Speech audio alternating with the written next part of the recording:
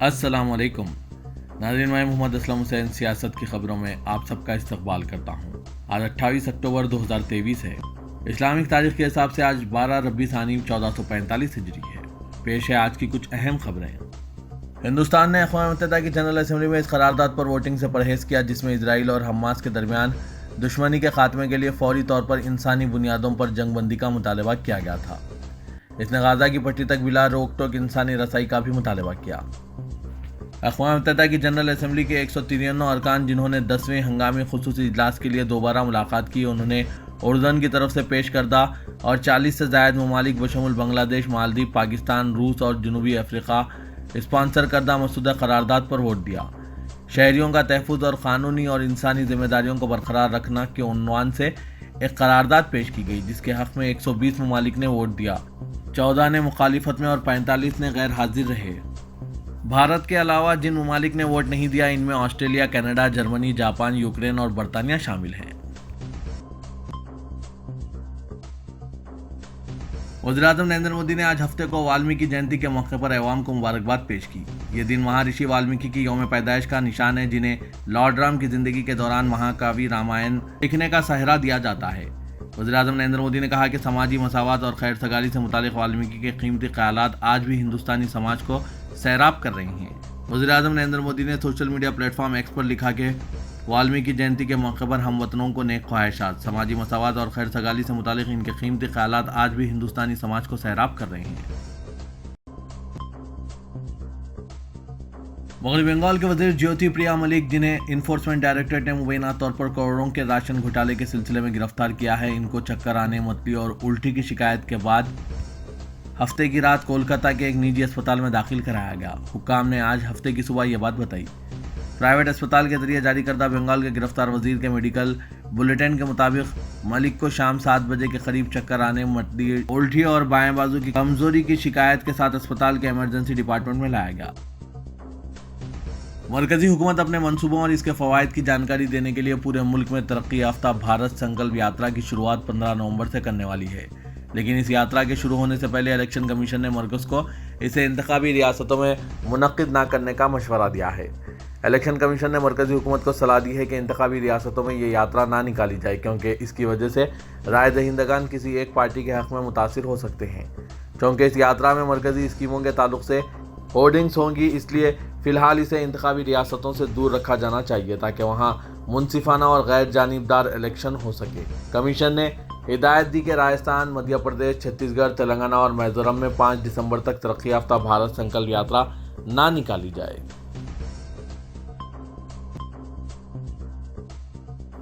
دارالحکومت دہلی کے جنتر منتر پر فلسطین کی حمایت میں مظاہرے کی کوشش کو آج پھر دہلی پولیس نے ناکام بنا دیا اور جائے مظاہرہ پہنچنے سے قبل ہی مظاہرین کو حراست میں لے لیا اور انہیں بسوں میں بھر کر مختلف تھانوں میں روانہ کر دیا۔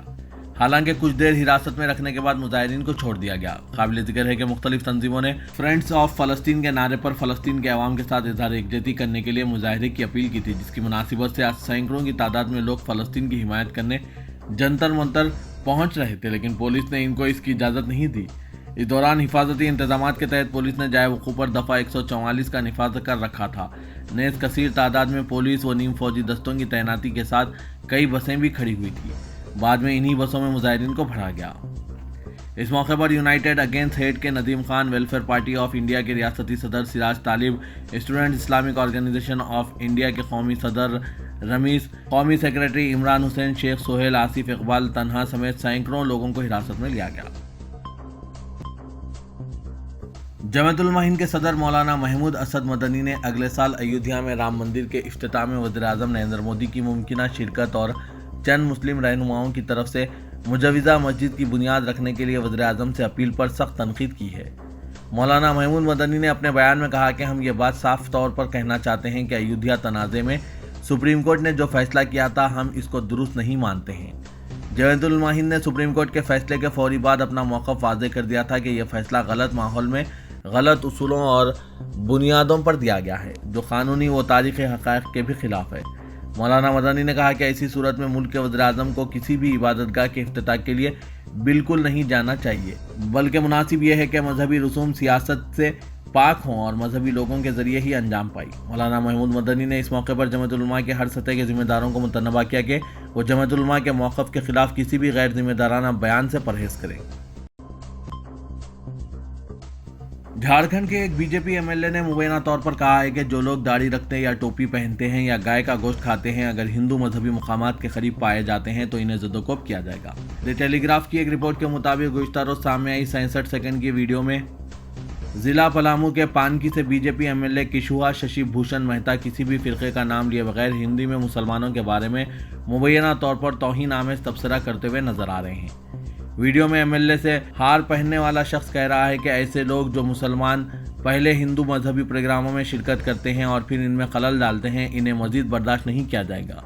Be J P M L A کا کہنا ہے کہ وہ جھارکھنڈ اسمبلی میں پہلے ہی یہ مسئلہ اٹھا چکے ہیں اور اب سڑکوں پر بھی اٹھائیں گے۔ انہوں نے مزید کہا کہ ان لوگوں نے 3 اکتوبر کو وشو ہندو پریشد اور بجرنگ دل کی طرف سے منعقد کی گئی شوریہ یاترا میں خلل ڈالا۔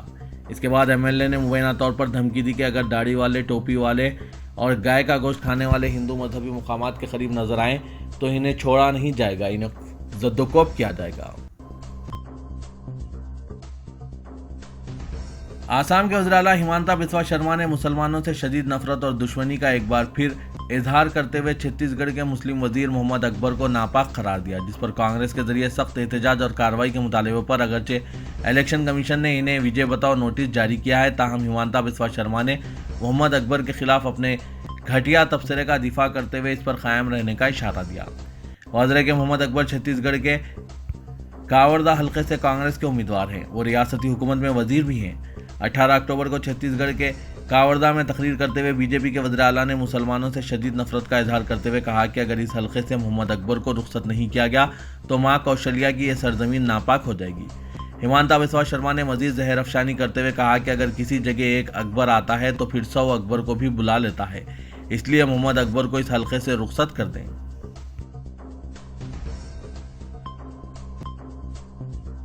ریاست کرناٹک کے کانگریس رکن اسمبلی جی روی کا کہنا ہے کہ ریاست میں کانگریس حکومت کو غیر مستحکم کرنے کی کوششیں ہو رہی ہے۔ انہوں نے دعویٰ کیا کہ ان کے ساتھیوں کو 50 کروڑ روپے اور ایک وزارتی عہدے کی پیشکش کی جا رہی ہے۔ دانگڑے میں صحافیوں سے بات چیت کرتے ہوئے جی روی نے بی جے پی کا نام لیے بغیر کہا کہ وہ پہلے ہی کانگریس کے 4 اراکین اسمبلی سے ملاقات کر چکے اور ان سے بات چیت ہو چکی ہے۔ روی کا کہنا ہے کہ ایک شخص جو رابطہ کر رہا ہے اور تجویز پیش کر رہا ہے وہ بی ایس یدیورپا کا سابق پرسنل سیکرٹری این آر سنتوش ہیں۔ رکن اسمبلی جی روی نے بتایا کہ سنتوش نے جے ڈی ایس سے انتخاب لڑا اور ہار گئے، پھر بھی انہوں نے سبق نہیں سیکھا۔ کرناٹک میں سدھارامیا حکومت کو گرانے کی ایک سازش کی جا رہی ہے۔ تلنگانہ کے وزیر اعلیٰ کے چندر شیکھر راؤ نے کہا کہ ووٹرز کی معمولی سی غفلت تیز رفتار ترقی کرنے والے تلنگانہ کو بڑے خطرے میں ڈال سکتی ہے۔ کانگریس پر بھروسہ کیا گیا تو ترقی کی رفتار سست ہو جائے گی، فلاحی اسکیمات کو ختم کر دیا جائے گا۔ بی آر ایس پر بھروسہ کیا گیا تو موجودہ فلاحی اسکیمات نہ صرف برقرار رہیں گی اور نئی اسکیمات 400 روپے میں پکوان گیس، 5 لاکھ روپے کا انشورنس، خواتین کو ماہانہ 3000 روپے کی مالی امداد حاصل ہوگی، ساتھ ہی راشن کارڈ سے باریک چاول بھی سربراہ ہوگا۔ چیف منسٹر کے سی آر نے آج 3 اسمبلی حلقوں وردھنا پیٹ، محبوب آباد اور پالیر میں انتخابی جلسوں سے خطاب میں صدر تلنگانہ پردیش کانگریس کمیٹی ریونت ریڈی، کانگریس رکن پارلیمنٹ اتم کمار ریڈی پر تنقید کرتے ہوئے انہیں مخالف کسان قرار دیا۔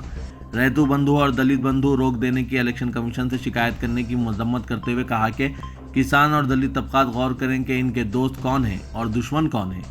Be R S Dalit Bandhu اور ریتو بندھو دوست رہی ہے اور کانگریس اس میں رکاوٹ پیدا کر رہی ہے۔ اگر غلطی سے بھی ان کے جھوٹے وعدوں پر بھروسہ کیا گیا تو دلت بندھو اور ریتو بندھو اسکیم ختم کر دی جائے گی۔ کے سی آر نے کہا کہ 24 گھنٹے سربراہ ہونے والی برقی صرف 3 گھنٹوں تک محدود رہ جائے گی۔ انہوں نے ضلع کھمم میں پارٹی تبدیلی کر چکے بی سرینواس ریڈی اور ٹی ناگیشور راؤ کو بھی تنقید کا نشانہ بنا کر پارٹی تبدیل کرنے والوں کو سبق سکھانے کا عوام کو مشورہ دیا۔ کانگریس پارٹی میں بی آر ایس اور بی جے پی کے اہم قائدین کی شمولیت کا سلسلہ جاری ہے۔ سابق رکن اسمبلی کومٹ ریڈی راج گوپال ریڈی نے نئی دہلی میں صدر کانگریس ملکارجن کھڑگے سے ملاقات کرتے ہوئے رسمی طور پر گھر واپسی کی ہے۔ کومٹ ریڈی راج گوپال ریڈی جو رکن پارلیمنٹ کومٹ ریڈی وینکٹ ریڈی کے بھائی ہے، کانگریس سے استعفیٰ دے کر منوگڑ کی اسمبلی رکنیت کو چھوڑ دیا تھا اور بی جے پی میں شمولیت اختیار کر لی تھی۔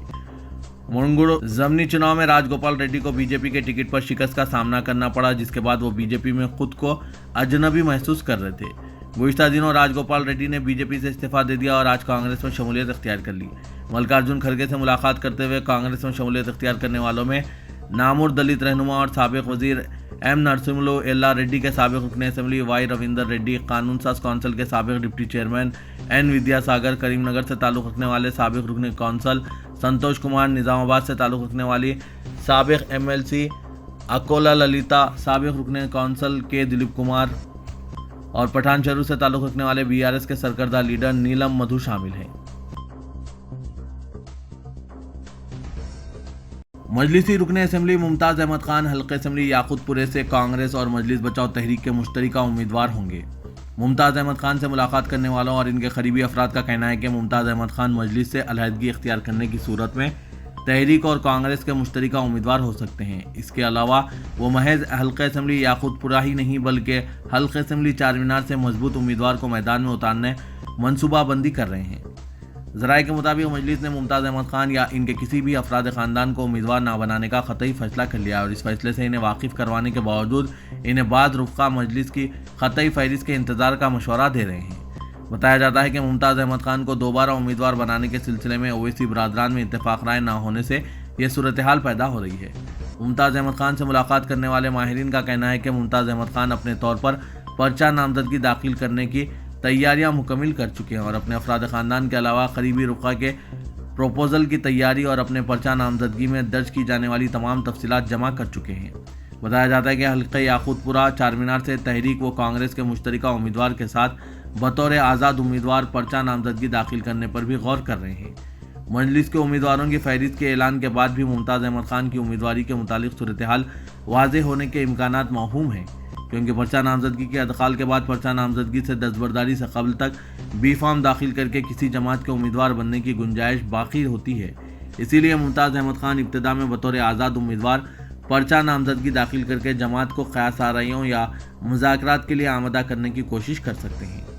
हल्के याकूतपुरे के इंचार्ज को बरकरार रखे जाने पर कहा जा रहा है कि रुकन असेंबली नामपल्ली जाफर हुसैन मेराज को याकूतपुरे से उम्मीदवार बनाने के इम्कानात मौहूम हो चुके हैं। वाज़ेह के जाफर हुसैन मेराज और मुमताज़ अहमद खान के बेहतर ताल्लुकात के पेश नज़र इन्हें याकूतपुरे से उम्मीदवार बनाने की क़यास आराइयाँ की जा रही थी, लेकिन ये इत्तलात गश्त कर रही है कि जाफर हुसैन मेराज ने हल्के याकूतपुरे से मुकाबले से मना कर दिया है। कांग्रेस की सीनियर कायदीन दीपा दास मोंशी और मीनाक्षी नटराजन ने दारुल अमान चंचलगुड़ा पहुंचकर मजलिस बचाओ तहरीक की क़यादत से मुलाकात की। तेलंगाना इंतखाबात के पेश नज़र ताज़ा सियासी सूरत हाल पर तबादला ख्याल किया गया। इस मौके पर मजलिस बचाओ तहरीक के तर्जुमान अमजदुल्ला खान खालिद, मजीदुल्ला खान फरहद और दूसरे भी मौजूद थे।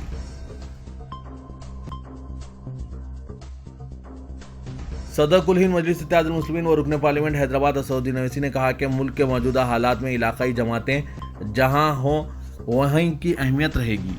दोनों कौमी जमातों में से अगर कोई इख्तिदार में आता है तो वहाँ का कोई पुरसान हाल नहीं होगा। अगर दोनों जमातें खेल खेलेंगे तो फिर हमको फुटबॉल बना देंगे, जो हमारे लिए बेहतर काम करेगा हम इसका साथ देंगे। मजलिस चौथी टीम की तरह इसलिए इख्तिदार हमारे हाथ में रहता है। कर्नाटक में 3 जमातें नहीं थे, तेलंगाना में 3 जमातें हैं, इसलिए 30 नवंबर को तेलंगाना की अवाम जहाँ से मजलिस के उम्मीदवार खड़े होंगे वहाँ मजलिस को वोट देंगे और जहाँ से मजलिस के उम्मीदवार नहीं होंगे वहाँ मामू यानी बीआरएस को वोट देकर कामयाब करेंगे। असदुद्दीन अवैसी और सदर मजलिस ने आज रूबरू ईदगाह ग्राउंड मेन रोड जहीराबाद पर कुल हिंद मजलिस इत्तेहादुल मुस्लिमीन के एक जलसे हालात हाजरा से खिताब करते हुए इन ख्यालात का इजहार किया। जराइम और जराइम पेशा अफराद पर काबू पाने के इक़दामात में मसरूफ़ सिटी पुलिस के लिए फर्जी पुलिस से मुश्किलात में दिन ब दिन इजाफा होता जा रहा है। पुलिस की कार्रवाइयों और इक़दामात की तर्ज पर फर्जी पुलिस अवाम को लूटने में मसरूफ़ है। एक ताज़ा तरीन वाक़े में तलाशी के नाम पर ताजिरों से 18 लाख रुपए लूटने का सनसनीखेज़ वाक़या पंजागुट्टा पुलिस हुदूद में पेश आया, जहां 2 नामालूम अफराद ने अपनी शिनाख्त पुलिस जाहिर करते हुए खानगी मुलाजिम के कब्जे से 18 लाख रुपए लूट लिए और फरार इख्तियार कर ली। ज़राए के मुताबिक अक्षय नामी शख्स जो मेहदीपट्टनम के एक कपड़ों के शोरूम में मुलाजमत करता था, आज 20 लाख रुपए की रकम लेकर पंजागुट्टा इलाका पहुंचा। इस मुलाजिम को शोरूम के मालिक ने bank of Baroda Panjagutta branch में रकम जमा करवाने की हिदायत दी थी। अक्षय कार ड्राइवर के साथ कार में रकम लेकर जा रहा था कि ताज कृष्णा होटल के करीब इनकी कार को 2 अफराद ने रोका और ख़ुद को पुलिस जाहिर करते हुए तलाशी लेने की बात की और तलाशी करते हुए رقم کو حاصل کر لیا اور خیرزآباد علاقے تک پہنچنے کے بعد بیگ حوالے کر دیا، جس میں صرف 1.5 لاکھ روپے موجود تھے، اور یہ 2 افراد جو خود کو پولیس ظاہر کر رہے تھے رقم لے کر فرار ہو گئے۔ پولیس نے شکایت کے بعد مقدمہ درج کر لیا اور مصروف تحقیقات ہے۔